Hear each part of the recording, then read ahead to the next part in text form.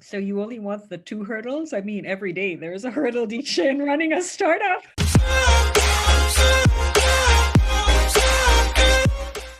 Good evening, everyone, and we have someone very, very special today. So, Sal is, of course, an amazing founder of this company called Gleac, which she'll tell you about. But she also is someone who knows a lot of prime ministers and presidents around the world. So, welcome to you, Sal. Hi, how are you, Diksha? It's such a pleasure to be here. And just remember, people in power, they're just like you and I. So it makes no difference. It could be us one of these days. You never know. Hoping for that, and I love that positive attitude about yourself.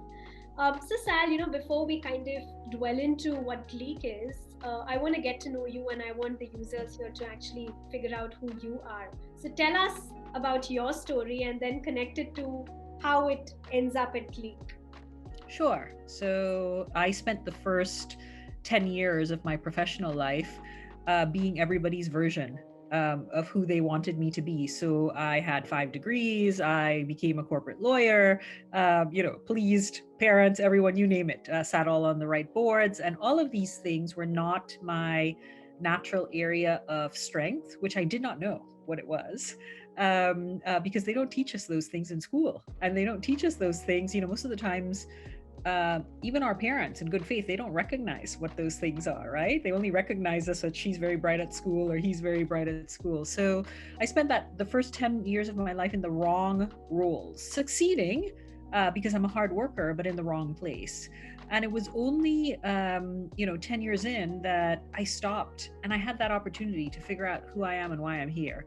And everything that makes me uniquely who I am in this world and my strengths all ties to soft skills. So how that leads to Gleac, what does Gleac do? Gleac, it measures and it develops your gaps in soft skills for any current or future job in 10 minutes a day, and then it signals it to the job market. So Gleac in many ways is my solution for solving my own personal problem, and I think the problem of so many young people in the world, so they don't make the same mistakes that I made. So as you can tell, Gleac is very, very personal. Excellent, and I think you explained it in such a crisp and a very comprehensible manner. So, would like to know a little bit more about the business model, how Gleek Mhm. works, and I also do know that you're one of those very few founders who's been able to make it big in the B2B space. So, want to hear that secret sauce and some of the clients that you work with. Sure. So Gleek fundamentally, I imagine the product to be a B2C product. So in its full version, everyone will have a Gleek readiness indicator, and it will be on your LinkedIn profiles. It would be on any kind of profiles that you have where you want to prove to someone, when someone says, I need collaboration and critical thinking, Gleek is the tool that you can actually prove it to someone. They can look in to Gleek, and it's very transparent. So it's almost like putting a mirror and saying, here is how Sallyann or Diksha is in collaboration in these situations for these jobs. So I see it fundamentally as a B2C product. However, in building the product, I was also aware of the gaps I can cover with this product in the B2B space and the B2B2C space. So think about most organizations. They don't know what their people, their entire workforce, their soft skills are, and whether they're in the right role or not. So in building the product, I made sure that I have a SaaS system in the product, and we have clients like Prada USA, to just give you an example, that just ran Gleek during COVID, and their sales that quarter was 34% higher than what it was in terms of the previous year. And I kind of cried when I saw their feedback, when there was we really built the resilience of the team during a very difficult time, and we were able to identify for them the behaviors that a salesperson needs prior to COVID and what a salesperson needs today. It's an entirely different thing. So the B2B model gives us cash flow. as we're building out our B2C version of the product. And then certainly there is always a B2B2C version because we have many platforms today. I mean, think about the million and one, from Degree to Edcast to HRMS systems, and they're all in the upskilling business, but none of them have soft skills and none of them have the measure for soft skills. So we also saw an opportunity just in building out our core B2C product of plugging in to these systems and job boards. So we're plugged in right now to the Monster job board for soft skills. So candidates now can actually showcase those soft skills. And many people often ask us in that business model, well, are you really a B2C product? And the answer is yes. What all of these things have done for us, the B2B and the B2B2C, are three things. One, it's given us branding. Two, it's given us a customer base. They already know who we are and they're building their profiles on it. And three, connectivity to job portals. I mean, what other platform out there actually can get you to the front of the line on a job portal? There's not one except us right now. I love the fact that you mentioned that Gleac's actually an indicator of soft skills, which for the largest part have always known to be very subjective in nature. Sure. So if you've been able to objectify that, I'm sure there's a lot of great tech that's built around that, right? Could you talk a little bit about the tech and how that's also a very strong part of Gleac? Sure. So, I'll start by saying the measure of Gleac, and I'm very proud to say this as a female. We have a patent on it, and in filing that patent as a sole female founder, I became one of 4% of women around the world to file as a sole inventor. So I say it to encourage more women. That number should be at least 50%. That's how many of us are there on the population, right? Of males to female. That's how many patents women should be filing. The patent is the measure is a very, very simple one. It's a quantitative, qualitative, and 360 feedback. So very simply, what that means and the science and the measure of it is we look at you against yourself in terms of answering over a period of time. We look at you against your peers. And then we look at you based on a feedback loop. And our feedback loop is very unique because we have mentors off of your regular everyday community. So we have Nobel Prize laureates, CEOs of publicly traded companies, you name it, from all over the world. So when you answer and apply soft skills in a situation on Gleac, we get to see how everybody else from different industry and sectors apply it. And you also get that feedback, right? So where do you get that kind of feedback and learning right now where you get to see, wait a minute, how is somebody else doing this different, and get all of that insight? So it's a very special platform, Diksha. I love how the benchmarking feature was explained by you, and you protected your tech, and that's phenomenal. You yourself said it that 4% needs to grow to 50. So guys, if you're watching this, please take inspiration from Sallyann. Sal, of course, there are ups and downs, there are challenges. No entrepreneurial journey is complete without that. So talk to me about 2 achievements that you're very proud of and 2 hurdles that you faced, and how did you, actually steer through those? So you only want the 2 hurdles? I mean, every day there's a hurdle, Diksha, in running a startup. I'm absolutely aware, but why I said 2 was because the ones that you particularly kind of thinking. Sure. So I'll tell you the 2 achievements that I am most proud of so far. Because it's so important that you celebrate the little wins. We forget that because there's so many no's that we forget to look at the little yeses that we get on this startup journey at the beginning. I think the 2 big wins for me was that I took the time and I really spent it. I'm a product founder, so there are different kinds of founders. I happen to be a product founder, and my product, because it's a very sophisticated product, it was important that product was strong.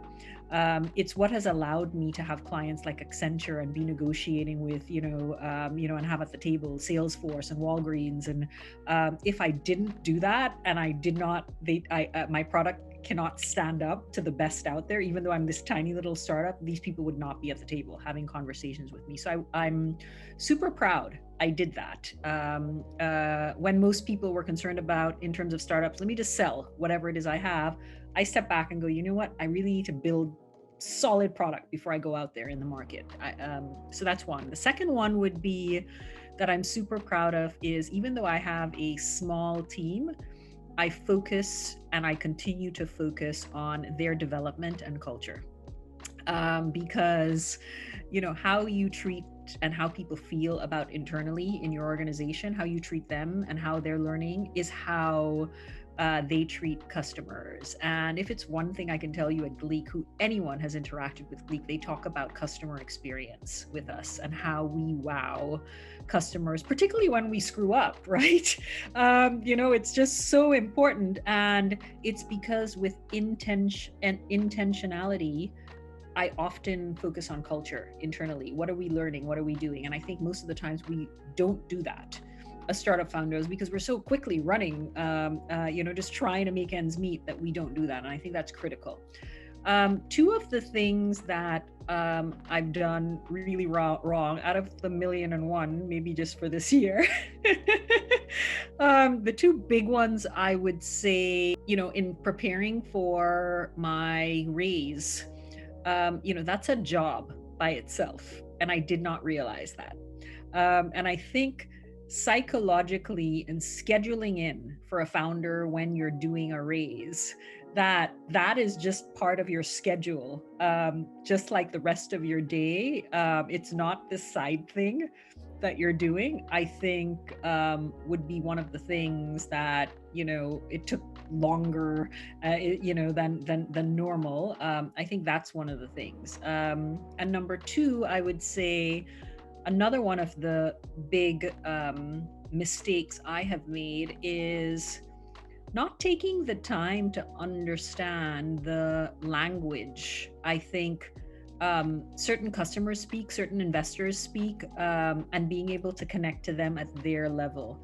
Again, in terms of, and I'll give you an example. So for corporate America, a lot of corporate speak has to happen. And I am, very human and very, so how do you have that right balance? Same thing for investors. They don't like to hear certain things, and taking that time to understand. It doesn't mean that you're not telling them the truth. They just want to hear it in a particular way. And I think if I were to say what were my two big screw ups this year, I would say it's those things.